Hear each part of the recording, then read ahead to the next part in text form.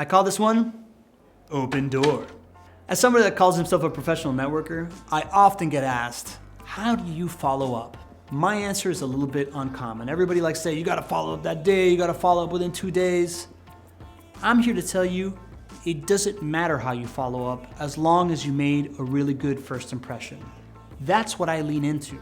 And I've realized that as long as you're making good first impressions with people, as long as you're implementing the tricks that I talk about, being memorable, showing up, being of value, connecting people to each other, you have an open door with these people.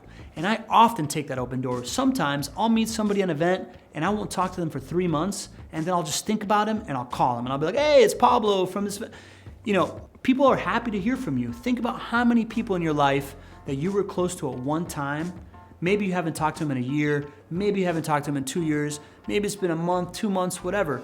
If you think about someone, follow up with them at that point, because you will always have an open door as long as you're well-intended. And people love to be followed up on. I was recently on a drive from Jacksonville to Miami, and I caught somebody I hadn't talked to in 2 years. She's like, oh my God, I haven't heard from you in forever. What have you been up to? Boom, we're in a conversation. The worst thing that could have happened was she didn't pick up, I left a voicemail.